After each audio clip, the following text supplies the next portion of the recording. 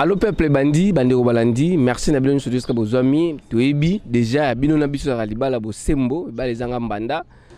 Ndenge to lobaka toujours comme d'habitude au message za na bino parce que biso to laksa bino bato bazala pene pene na bino, bato bazala na souci ya ko soutenir bongo population ya Congo. Awa lelo to kiti na terrain comme d'habitude, mikolo to tiki plateau, to na terrain mingi parce que information actualité sont obligé biso tous à la terrain.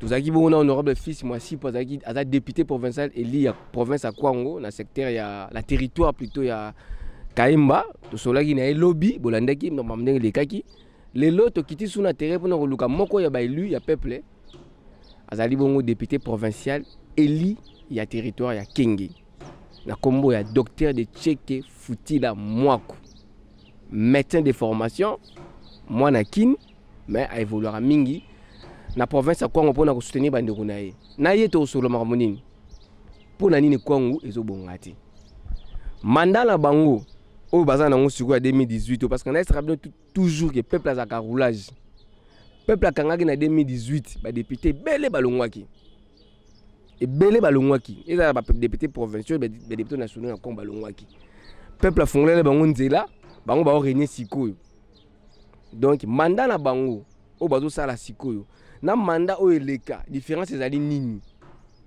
et puis bango na Kongo bazo kutana ba difficulté nini par rapport à mandat o eleka et puis pour la ni Kongo to tomboma malongati pour la ni Kongo ti sikoyo ezali parmi ba province ezali l'échec à ba province 26 provinces mais Kongo ezana na solo ya développement te ali question assemblée provinciale to ko solo na mambetali actualité ya province ya Kwango na 4 muzindo awa ayeko solo na bino peuple congolais peuple congolaise bino surtout beaucoup yokaye à travers émission na bino allo peuple donc neto bana bino awa ezali kamo ya kosimba motema ko prêter serment que oyo lo bana biso awa ezali bosolo nda ko sala geste wana avant to kota na muzindo ya masolo mona mboka mbote de la yo Tata Blanchard de Tcheke Futila Mwako.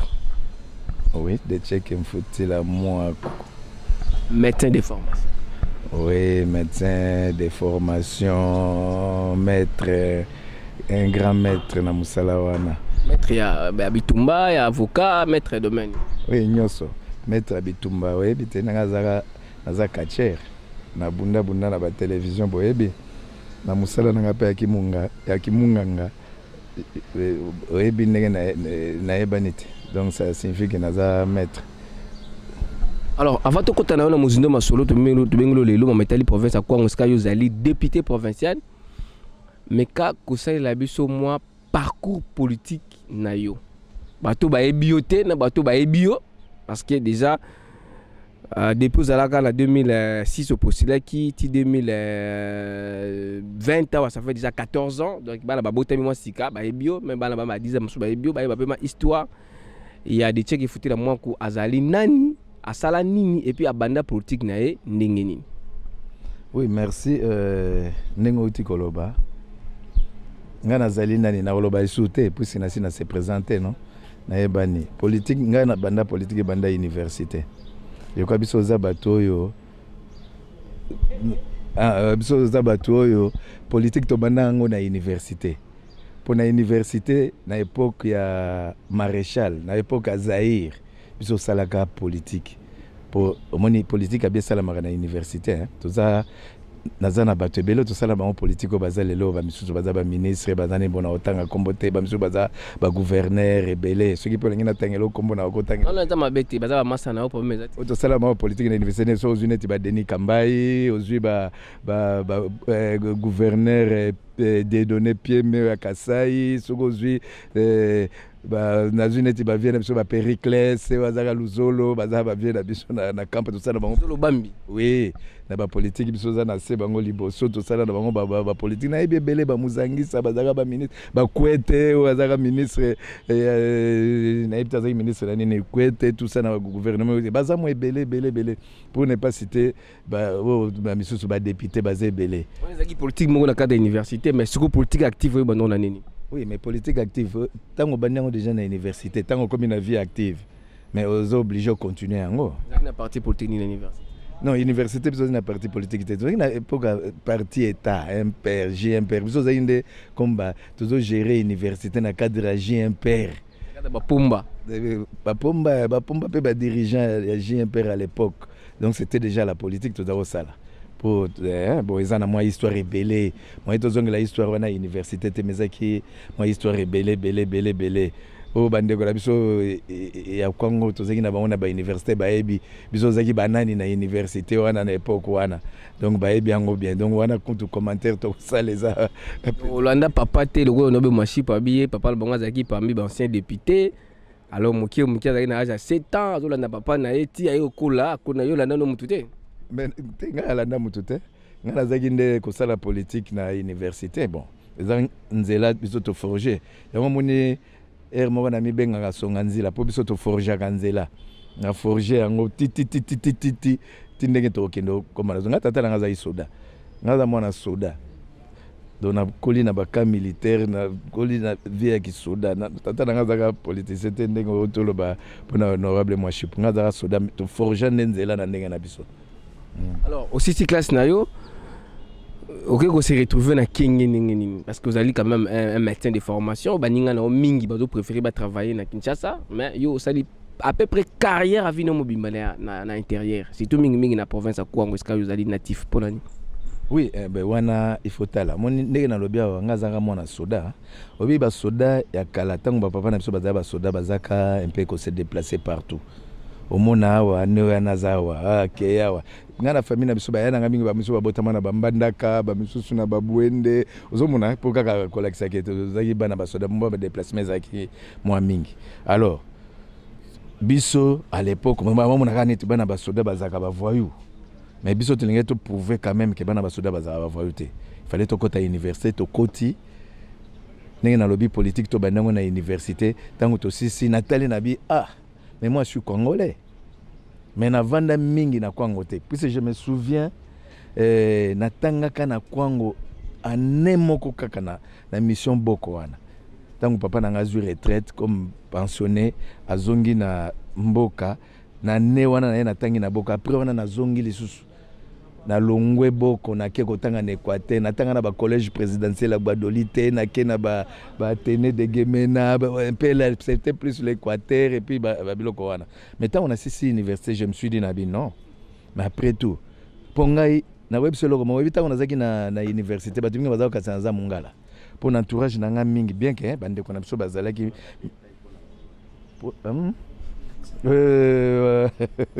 bande ko na mingi bazoka salaza mungala bo bayeba kingate pona zaki effectivement entourage na zaki na ba na cadre ya GMPR étudiant no moni entourage na mingi zaki bangala lo batingi bazoka salaza mungala mais ba ope bayeba ke na za mungala te na za mwana Kwango bayeba ki mais mingi zaki ne mwana moni ka zaki un peu ba système quoi ndeke to kolo bango quoi c'était un peu na sens wana. Marié, père de famille? Oui, naza marié. Naza marié, père de 2 enfants. Tu sais, naza na bana misa to moka kufa na tika na mibale. Donc c'est un peu ça. Alors différence ni oyo sala na politique oyo sala ki na université na politique oyo bandeki à peu près onga na yebeleki yo na onga na yebi nango parce que biso na Kinshasa to na Congo poto mona ke mta politicien poto mona mta postulaki. Onga na mona ki yo na 2006 ozaki candidat député na parti APPRD. Différence ni zali entre politique oyo sala na université na politique au sala tango komi na ba responsabilité ya politique ya grave. Oui, bon politique à université est bien non? C'est-à-dire politique à université tant au salango les ana moi ba zel moko boye ya qui étudiant, vous comprendre. Et surtout une époque nabiso c'était plus le parti unique bien que tango Mobutu azoko décréter démocratie biso zaki encore na université. Mozomo na zaki kaka ni politique à université il faut yebango zaki politique moko ya maturité pendant mingité ozomona tozo kende na un peu ndeko to golo ba politique à loenge ozomona c'était un peu ça mais actuellement la vie active au commis responsable aussi si université tu es responsable ça dit politique to ça la siko o ndeko to banda ko ça c'est différent na wana c'est vraiment différent quoi c'est na golo ba on a sens wana donc ça ndenge mon côté alors banda ki on ndeni o politique moko stable avec maturité banda ki on ndeni Non, mais bandaki ndenge déjà idée politique nazangi nango déjà na motu. Mais les cas nzela ndenge pour se retrouver. Nazonga lisusu pour na perdaki un peu nzela na ya parcours na ngai. Tant on a sisi université nazongelo na question politique. Natana libine moi je suis congolais. Zomona. Natani nga naza congolais naza mwana Kwango. Vie nanga mobimbe legaki plus ailleurs que Kwango na baki tenga na vie nanga. Les services na ko pesa na peuple congolais za ngendo sala kuna. Ponga tant on a 6 classes na na mama emo. Non, mama emo à l'époque. Tant on a 6 mais je me suis dit non, il faut na kende na mboka na biso. Malgré salaire. Oui, malgré salaire, malgré tout n'habité, il faut na zonga na notre travail na mboka. Yango à partir à mama emo na kende ki vanga de vanga nazaki très aimé. Ponga ye misala na sala quand même temps nazaki na vanga c'était ça. Ba missionnaire bazali na vanga bazolinga na longwa vanga te pona bango fallait na tikala en rapport na misala na sana habité jamais ngai il faut na kende Kwango. Vanga za na Kwango. Te vanga eza na province ya Kwilu quoi. Na habité il faut na kende na yango moni na yakaboko. Na yeboko eza qui à l'époque hôpital secondaire. Hôpital secondaire il y a zone de santé à Popo Kabaka. Donc il n'y avait rien à Boko. Rien alors na zolo ba rien, il n'y avait rien. Biso ndezo sali boko ngai na loba biso te ngana sali boko sur le plan médical. Zone tangu ba yo sala décentralisation ya ba zone de santé et tobundani ti boko koma koma zone de santé ngana za premier médecin chef de zone de santé ngata on a koma boko na zola na matela na asomika matela na tandi na sima na zola la wana boko za secteur boko za na secteur adinga za na secteur adinga na territoire ya Kenge na province ya Kwango. Merci. Et bandeli ya émission yango wana déjà alobi na biso déjà parcours politique na ye ndenge bandaki sikoyo tosimbisaka bato mitema wa boyebi mpo motala pandai ayebisa biso oyo tokosolola na ye parce que vérité yango nde ebandi sikoyo bosanti mwana mboka ndenge alobi na biso nde bandi carrière politique na ye sikoyo honorable de Tcheki loboko no ya droite esimba motema mpo makambo tokotuna yo eza makambo peuple congolais population congolaise bazozela droite boye ndenge na simbi boye simbi pena boye oh jamais donc makambo tosolanga na oza ma vérité. Mais oui yo lingi nakosa yo nayebite bato balanda to oyo oyebisa bango ke no ozokosa to ozokosa okosanga tokosa population ozolanda kasi yango nalobi te so lingi nakosa na okosa okosa population vérité. Bino ba député oyo ya tour oyo mandat na bino na mandat ya honorable Kazwazo à l'époque député provincial honorable Ngulumba zo continuer as vice gouverneur na mandat ya honorable Mwambu Ifulu mandat ya honorable Kabaka tout consort différence c'est andeni est-ce que bino bozo ça la fierté ya ba député provinciaux ya Kwango sikoyo mais vous avez député ont représenté le peuple, non? Est-ce que vous avez la fierté à la population? Mais tout le monde a jugé député et député. Nous consciemment vous avez la fierté, non? Oui, mais tous la fierté, non? Mais la population a jugé, ceux qui ont les ailes et puis en plus il faut y avoir député face à la nini. Pour problème c'est à niveau, non? C'est-à-dire il faut y avoir musala député, rôle député zanini.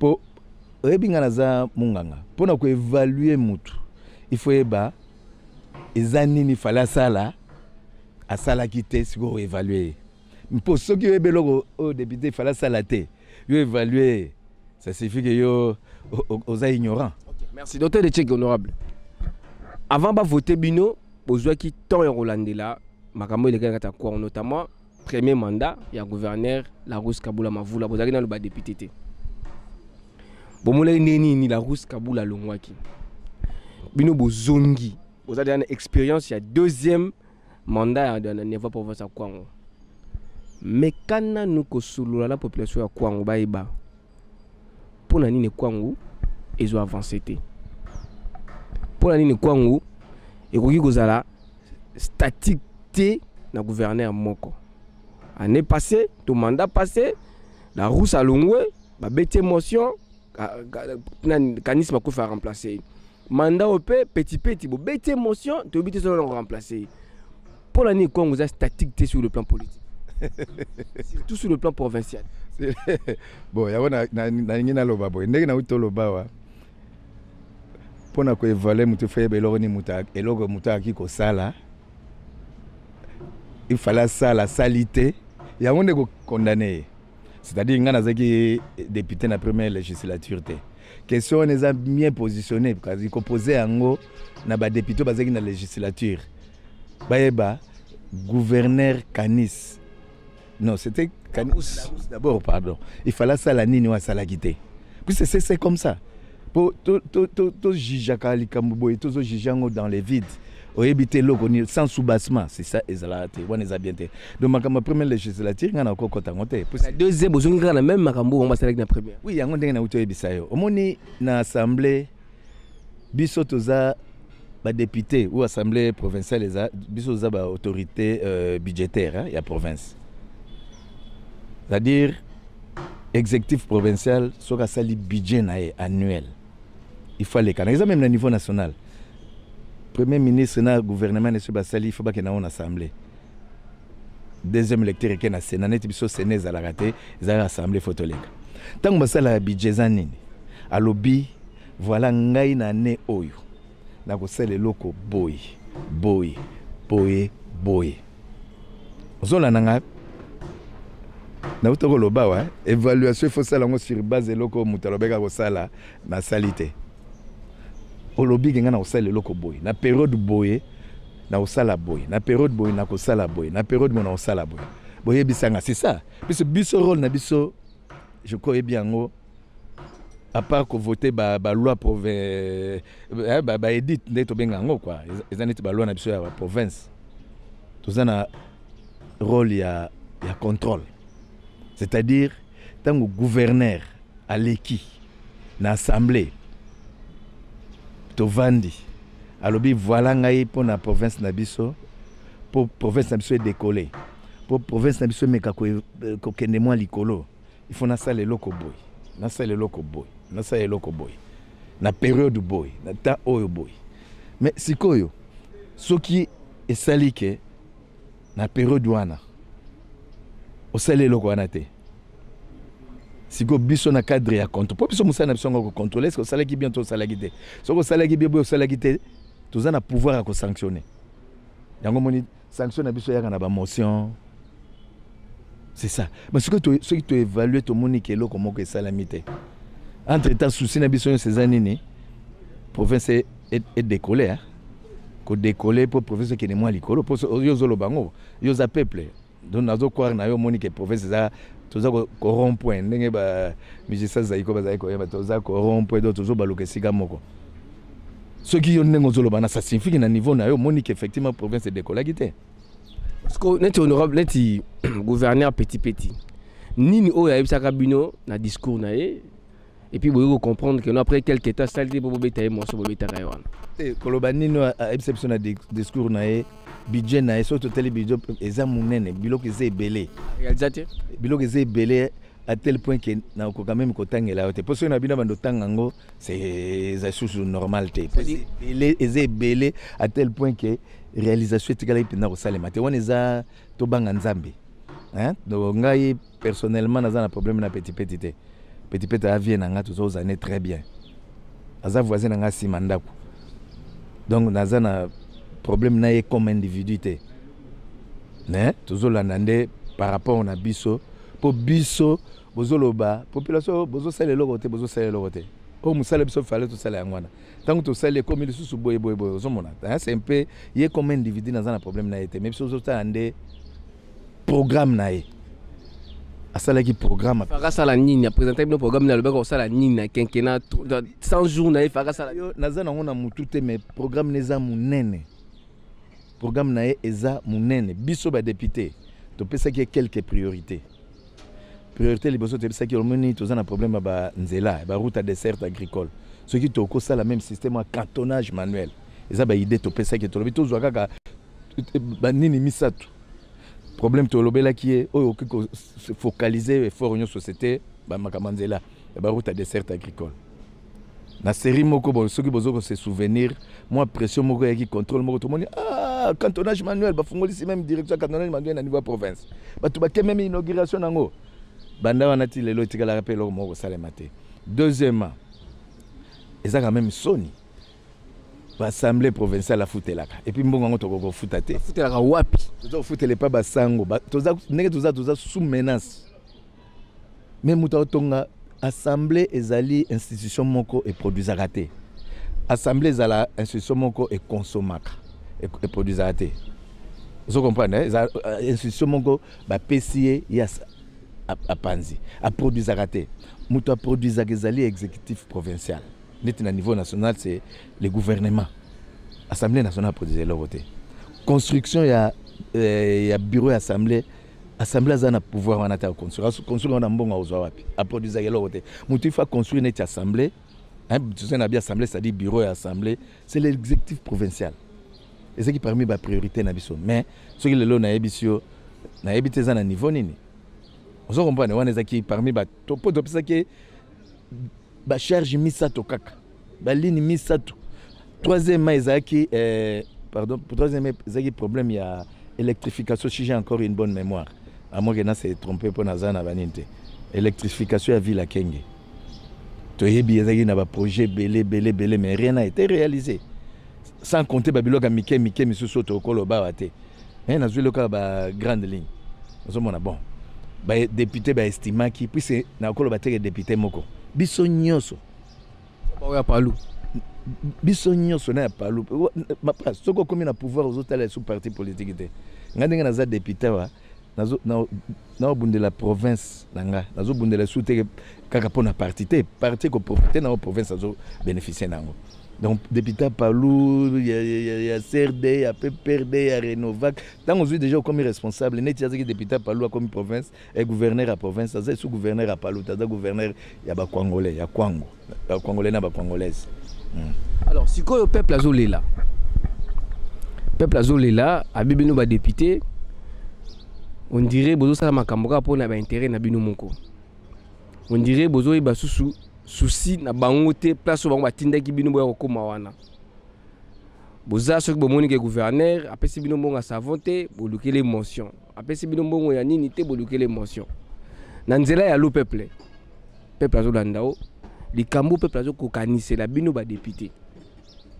Oui, ça va ngoli kambo. Li kambo peuple azoko kanise la biso. Yango na lobby, il faut peuple eba rôle ya député. Ce qui peuple a rôle à député, mais comme ça,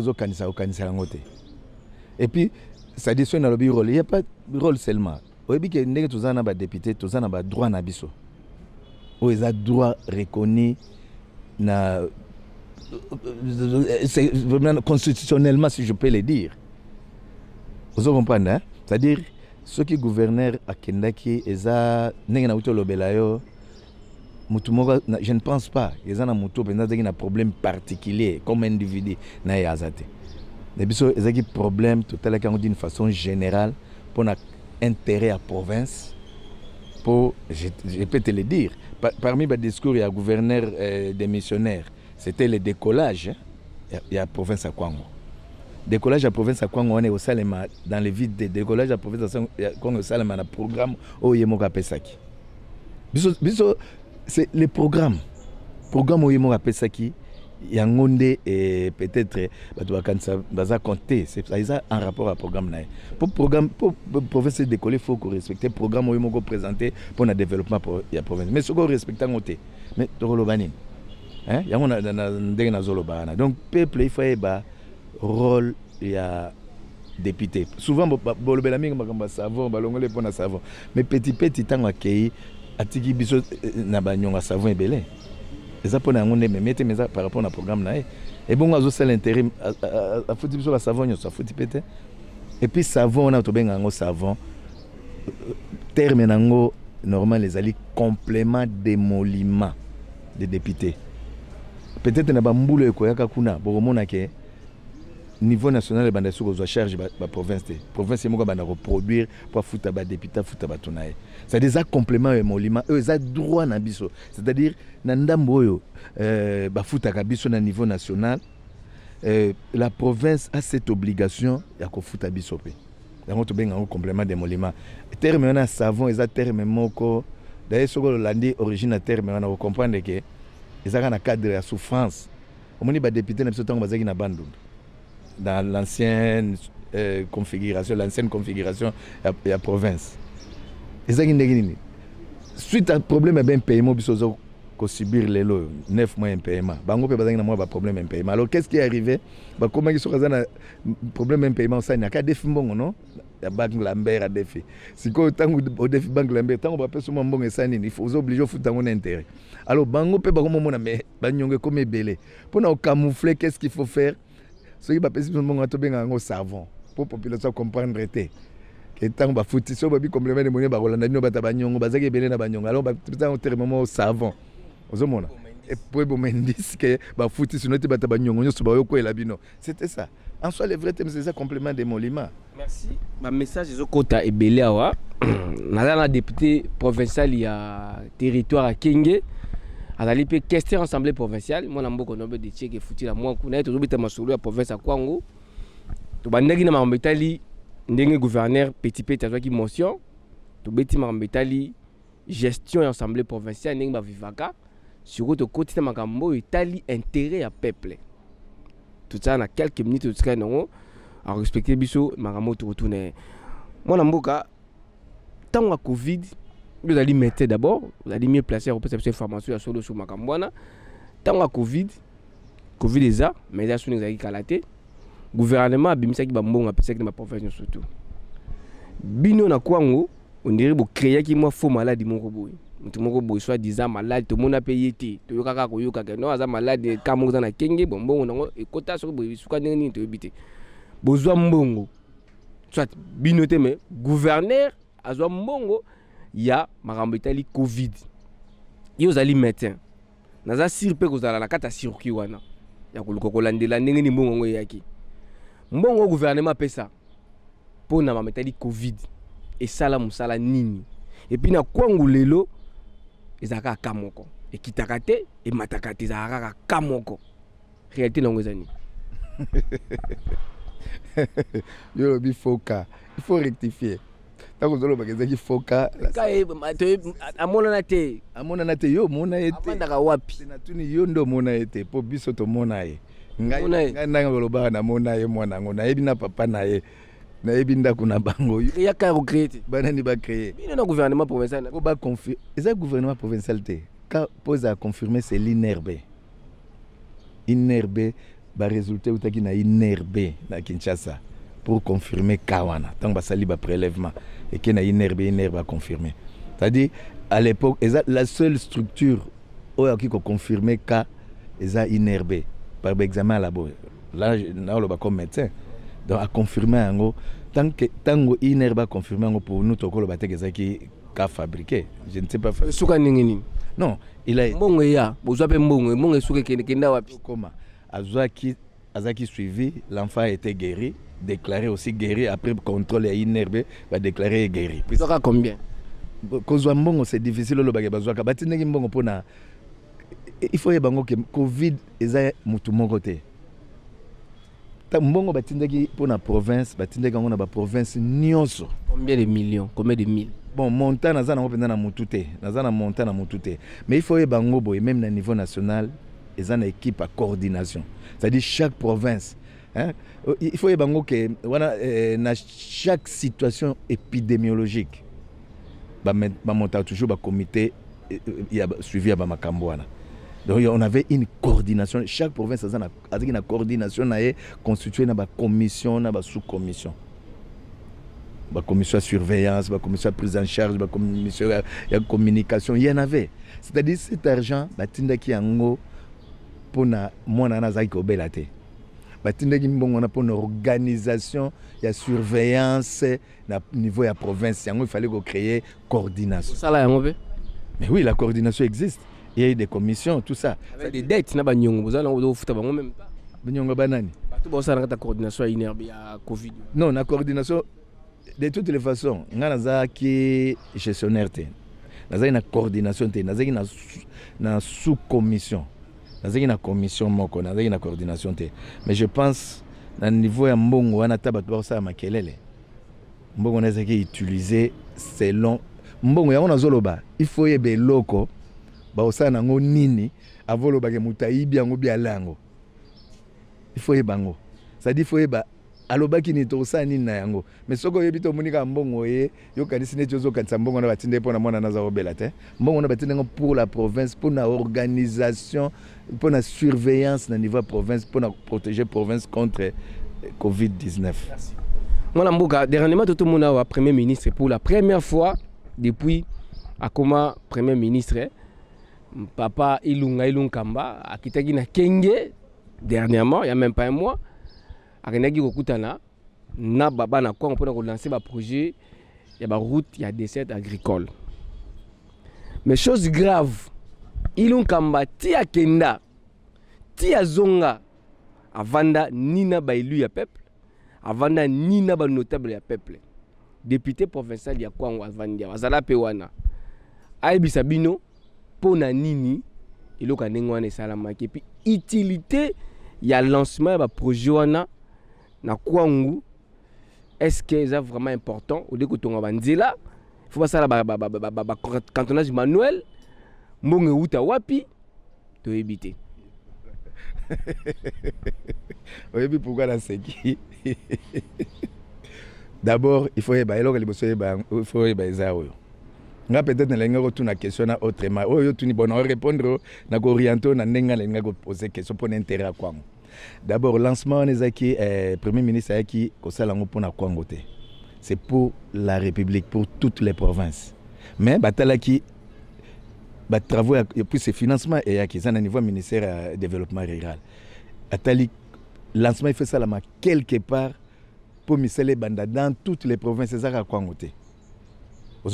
Alors Batalaki certainement bon na habité selon l'agenda na selon le programme na toko kotate ba préféré zana Kwango. Peut-être suite à proximité, c'est le chef-lieu de la province le plus proche. Il y a Kinshasa. Peut-être un cadre. Donc, le lancement à Salaki, Premier ministre, peut-être un agenda qui était sur le député, qui était peut-être sur la population. Là, on défendrait, mais je pense que c'est ça, qui juste pour le lancement.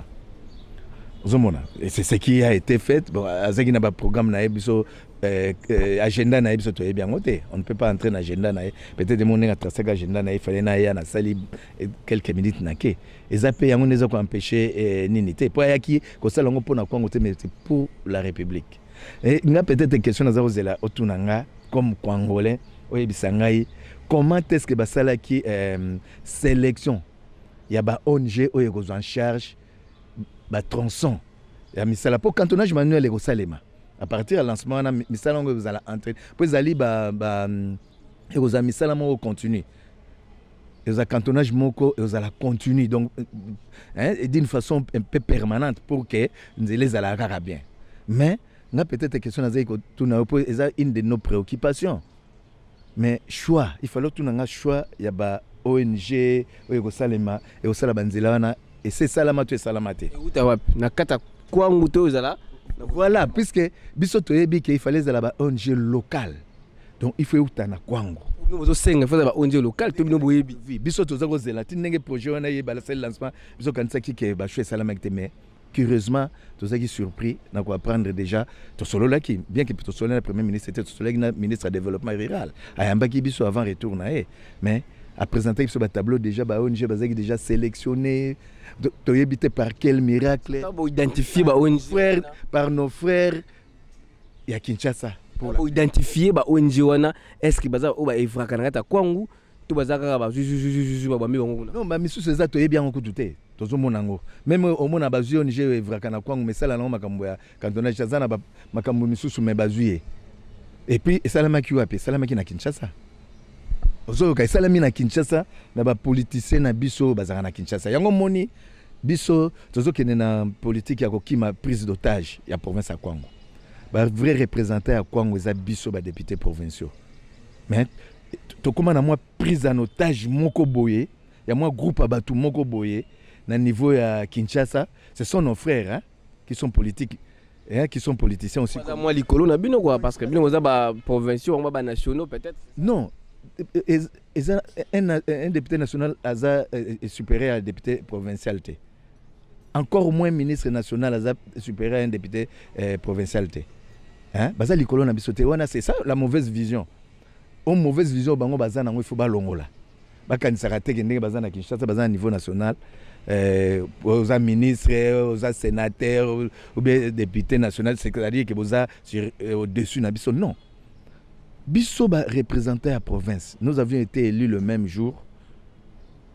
Bon, bah, j'ai chance, bah, que ministre, bon, bah, j'ai chance, bah, que ceux qui va PDG, bah, nini, bah, ça super na bisoté. Il faut otage wana, il faut tout long. Il faut et là, tout le monde maintenant tout long wana otage wana. Na législature na biso, to tolérer bah, bilo qu'on a prise en charge la province par bande qu'on a biso bah, na Kinshasa pendate. Cela veut dire que l'andayo, moi, boyo kani zalité entre bino.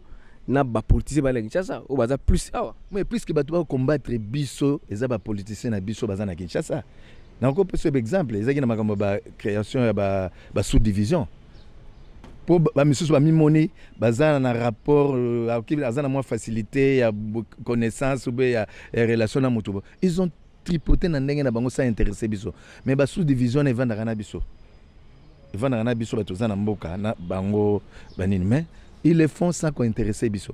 C'est comme si tout le monde on dirait eza bazolika bazwa biso net ba marche pied na bango. To éviter bazolika bazwa biso ba marche pied ou bien bazolika ba casser biso pona ba législature koya ou comment on ne sait pas. Biso nde en tout cas to comme na moi position na ya kolonga na otage. OK, merci honorable. Toujours on a dossier wana ya sélection ba ONG. C'est très intéressant parti wana. Ministre Guy Mikulu. Vous allez ministre national. Tant que vous lancez un projet, c'est-à-dire des travaux, il y a des desserts agricoles. Pour nini au travail qui en collaboration, na bateau yo ba yebi kwangu biente.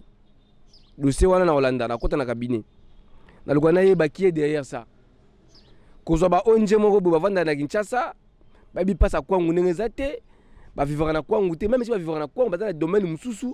Pour baza na parti politique ya songolo pakala bozu bango bo créer bango ba mikandali bo pesi bango marché wana ça vraiment na préféré na landa Vital Kamerhe na prison mais faut côté les mains dossier wana c'est pas bon, ce n'est pas bon, ça vraiment ce n'est pas bon honorable yo na compléter ngai tozaki na biso que l'excellence Guy Mikula yambaki biso ba député provinciaux cette question muta posé ki yango ezanga répondre Goni. Alors bio, yango moni nazolo prise en otage. Réponse à ministre Guy Mikulu azaki abi botuna ngate botuna ba politicien na bino. Nani? Neti ba nani? O batuna ki. Atanga ikomba mutu te. Alors bio botuna bango baza na Kinshasa. On a 12 députés nationaux. C'est-à-dire na 12 wana nani akenda omuna ministre Guy Mikulu po ba créer ba ONG ya mbata et ça makamakanos manuel. Ngana tanga ba komo bango. Olobi nini? Natanga ba komo 12 députés ou batana o soki 18 députés ya Kongo natanga ba komo bango.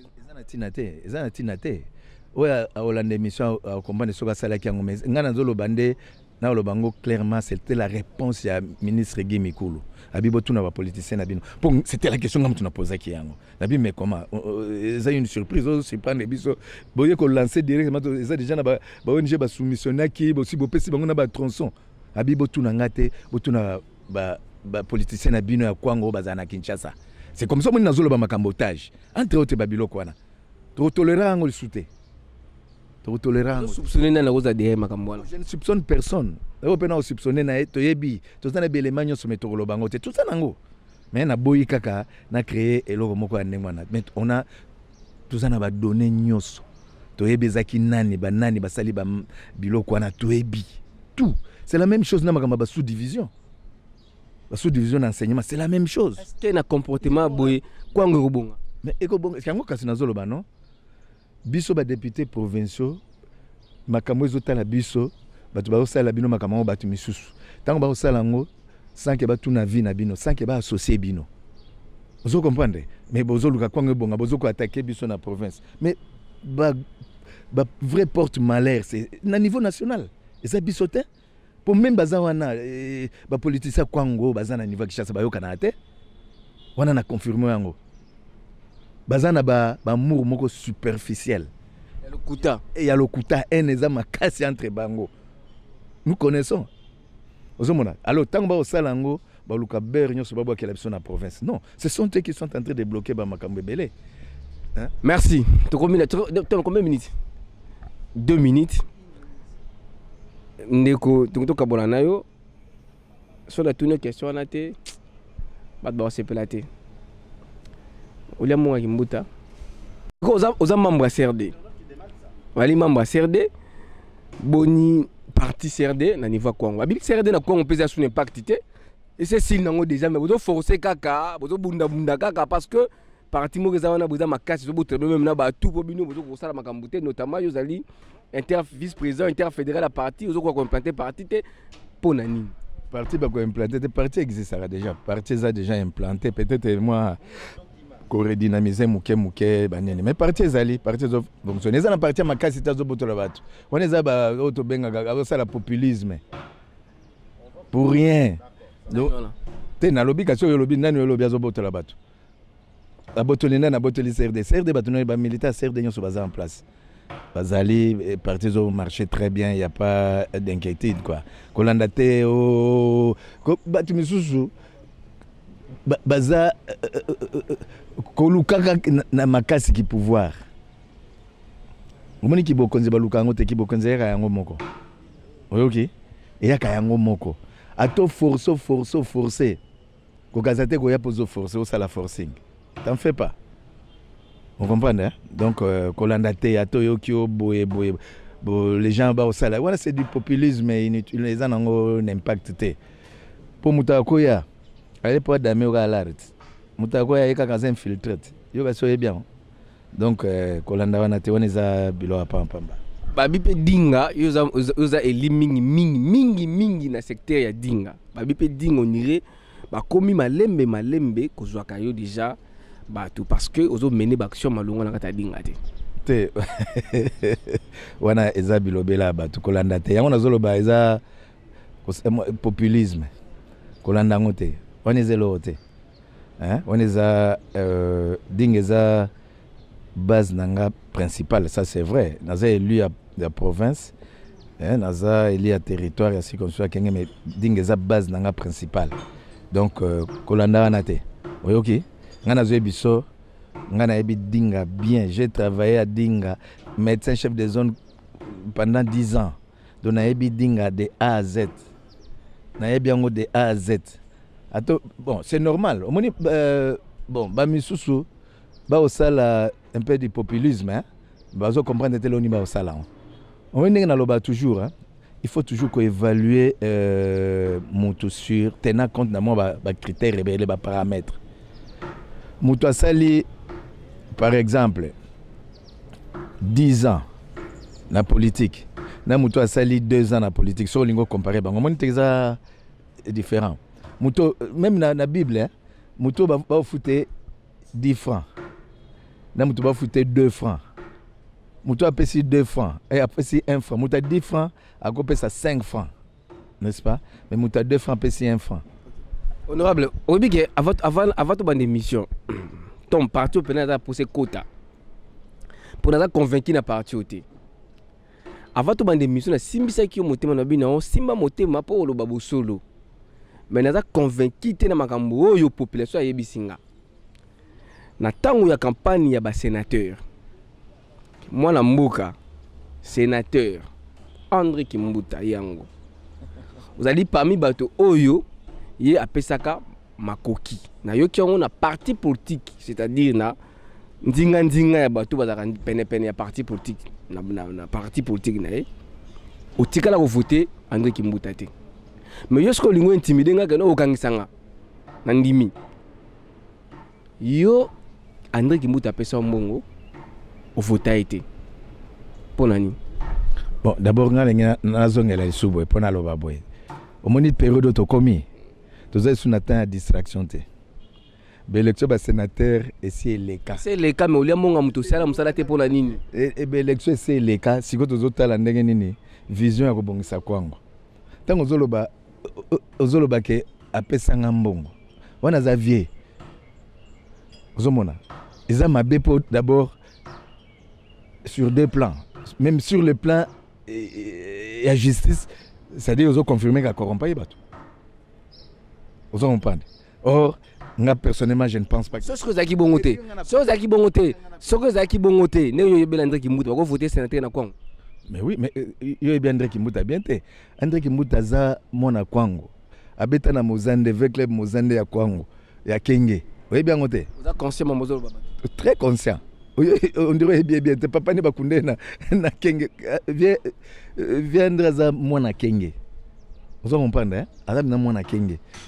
C'est-à-dire ndenge zo kanisa wana o apesa ki bon nga personnellement na ko justifier ngote na ko confirmer ngopete ponga na zwa ki ngote mais na yebi ke yepo abima eza esenga ki kaka te ka apesa la pas mwana Kenge so pa apesa ki yo na cadre ga ki pire vie na ki pire petit wana za vie te apesa ngate wana za vie na biso hein wana pire vie apia ki wana cadre ki pire vie bon petit na ngai nga elo te mais vie na singa so na kepa na e apesa nga la même le loso ino tobimina auto kende pane au changala bosiko yo lo bango sûr comprendre pona nini sûr bena boki bena ba peso là trop sûr on a Xavier vous comprendre donc eloko wana c'est faux kolanda ngote wa eza bibilobelo ba tu pamba wana alors docteur de Tcheke siko pourquoi on kende liboso poto kabola na ba mission comme na suka pourquoi on kende liboso il faut qu'on éviter nini il faut qu'on pratique nini et puis bino ba eli ya province na ba eli ya likolo et le bande ko na ba fils alobi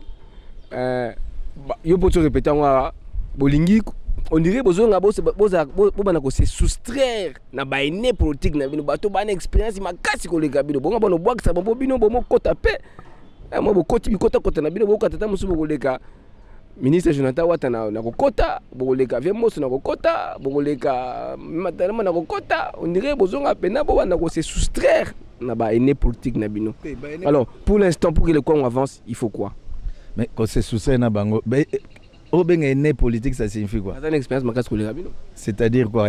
C'est-à-dire bazam lelo bazam ba député yozana professeur ba député ba ne mona binoté. Bon, mutuneti nga par exemple, nako se soustraire jamais na Vembos. Wana za neto benga ke Simbi. Aza ba rare. Ya ba politicien oyo ayo kaka. Omoni nga naza na province. Makambu nga so ina sele loko na bengi ayoke. Akwa akota na nini na philosophie na ngai. Ozomona omoni ene penza ye wana.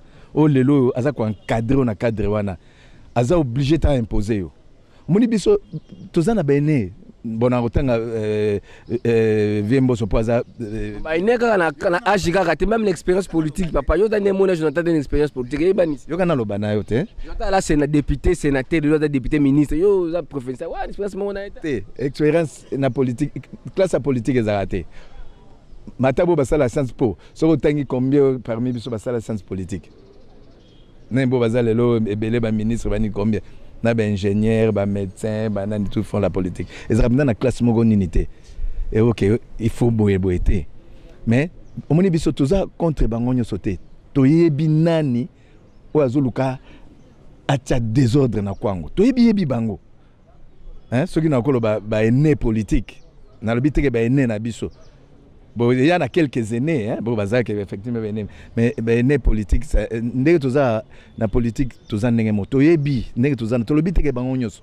Ils en a quelques politiciens ya biso ya Kwango. Bavanda na Kwango to na Kinshasa. Ya Kinshasa na zoloba. Eza bango nyos te. Eza bango nyos te. O bavanda na Kinshasa, bango nde bazoluka, bazwa Kwango en otage. Toyebi bango za bango nyonso te moni likamuso to lo bango na globalité tous pour bango nyonso bazana Kinshasa mais en réalité c'est pas tout le monde on se comprendre et za bango nyonso te mais toyebi nani o bazo bebisa Kwango hein o bazo luka bazwa bisonete ba marche pied na bango et aussi mbanango te ngam na lo bango na biso e o lekate et o tika la pe ko lekate c'est-à-dire pourquoi on évoluer tous en a besoin gouverneur oyo a respecter programme nae et puis tous en a besoin imposition à gouverneur te ozo kabiso tous en a besoin te ba yo ko imposer biso autorité morale a bengi bondi mate oui ba autorité morale a bengi ba parti na bino yango na menga autorité morale nga zaka très humble soki likambweza a imposer nga tatu na kanga président interfédéral ndenge ni pona dossier bomoni ndenge ni a solo la kitoko nga na koko na kolobela ba autorité morale ba parti musute pona za kuna te na olobelo ya ngai na yebike même tant to lobana aza penda na kata ya paquet wana te po c'est un homme très compréhensif oyo oyebi Donc nga na ko ça les locaux na contrepartie awa na EBC OK na rencontre na ngate. Na ko peso expérience preuve moko. Oyebi ke ba uto webisa biso to proposer ba territoriaux. De ça dit ba AT, ba chef de secteur en attendant les élections. Mais oyebi banani ba s'opposer nango. Ba otozolo bela wana ba mitema mabe wana bandoki. Mais ngai na benga ki vie na yebisa na bitala tala batunga na proposer bi ça va, pas de problème. On comprend hein? Au monde déjà liberté azotike la yo. Alingi ko s'imposer telle action que c'est ça la bonne formation. Et c'est ça la vraie démocratie. Et ça n'a pas honnête ba misu swanate alingi ya mono ndire di ba wana et pas na biso ba osuka. Ba olega e olega te ba bilo zolinga bino babula. Ba linga ba mais to zolinga na ba bulti. Yo kasi ba ngone ba linga biso bana non. Ou bien biso basina ba. Ou bien biso ba bango ba to check biso. Nous avions été élus le même jour, le 30 décembre, par la CENI. Par la CENI. Tous les âge mogo politique. Alors, docteur, donc tout comme question sur les alliés, point de vue non par rapport à ma métallie rotation. Rotation, oh ils ont moga pas la mbako député provincial mogo ya kwa ngwawa. Avec qui nga lobby pour naie point de vue n'est ma métallie rotation, azad d'accord en rotation té. Après si remède naie sur base de rotation yo vous allez docteur vous allez médecin député provincial à Kwango les camarades rotation ça dit il faut tourner à boy feshi kaemba kasongolunda popo et tout comme ça est-ce que vous êtes d'accord dans le côté de la rotation côté de la rotation ça signifie quoi que donc bon système moi biso on a besoin ya gouverneur à respecter programme nae pour na Kwango et décoller. Quel que soit, bon, je peux le dire, Kolobana Boy, c'est trop fort. Kolobape Nandimi, c'est trop fort. Mais tous on a besoin de moto à cause de l'émission Kwango et décoller. Mais le système de rotation, vous voyez, si vous avez une minute, vous avez un popo. Et que vous avez tout à Kenge. Vous changez ce territoire. Non, ceux qui ont moni Gaza meilleur. Tokondima. Bomi rotation. Tobomi te. Rotation, au moni rotation, ils en ont écrit nulle part. Nulle part retrouver écrit sur Yango.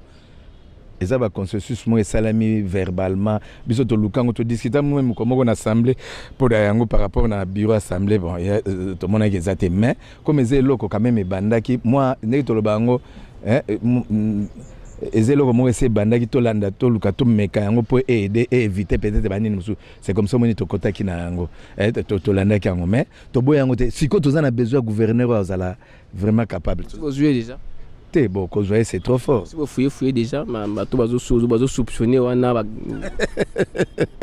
c'est difficile, c'est décidé dans le temps. Biso toza total na ba parti politique et lobby nini. Pour yango biso au moins collaboration to lingi nango siko. Ba parti politique fait collaborer, chaque parti politique a collaborer na batunaye. Mon donc sokoza olingo mitia yo leader zala leader à parti politique. Honorable gestion leader na biso nyoso kanza ozo gérer biso nyoso na kwango te. Gestion ya leader c'est le vieux boss. Gestion ya gouverneur AI Kangulumba Kakose papa biso Kangulumba Kakose na pesi mboti pesa sali. Omoni on neni quelques secondes.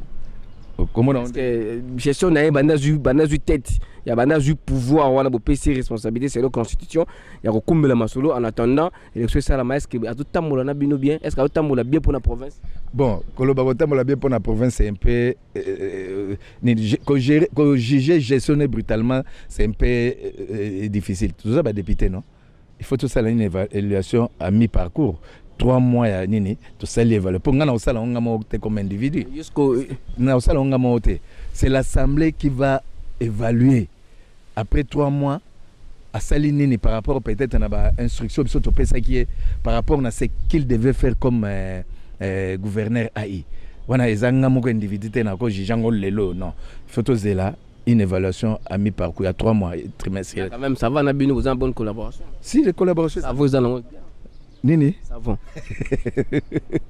savon collaboration ça bien collaboration de moneza savon ça veut ça collaboration te collaboration ça savon merci donc comme Mina Souka en tout cas merci na bino ni surtout bolandi biso merci na ba Congolais baza mingi na Bukavu, baza na Beni, baza na Lubumbashi, baza partout à travers le monde, baza na biso na Allo Peuple officiel. Zaki bongo pona bino mwana mboka honorable de Tchèque Futila moi ko rap non, questeur et assemblée provinciale ya Kwango ali mettre to solo na boyoki. Mais nina loba na bino awa peuple za roulage. Soki batamboli bien te na 2023 peuple a fait rouge. Tango mususu Tom Zakimona député provincial. Tango mususu Mutukingani député provincial. Tango mususu Mutukingani député provincial. Merci à l'équipe technique qui a accompagné Ngai na Mokola Lelo poto kabana bino bandeko balandi. Merci na mon réalisateur Tom Zakimona toujours assisté par assistante Nae. Merci na président Martin Mwese depuis Bukavu. Bana Bukavu wana zali molobeli na bino. Molobeli na bino ya solo na 2023 bozoyer parce que azali bongo na parti ya mwana mboka Bati Lukwebu AFDC allié. Nde bana Kamituza ya bino yewana. Merci l'équipe Mobimba oyo accompagné ba honorable na moni bongo commandant Ilou Joseph, commandant Joseph na moni bongo commandant Songameli Soda Poto. Commandant Joseph Soda Poto. Merci Nandeko Don au bazar bongo na équipe ya ba honorable ba yaki Kinshasa. Tomonani Mbalasima na ba député Mususu Allo Peuple, tribune ya peuple, émission ya peuple. Merci.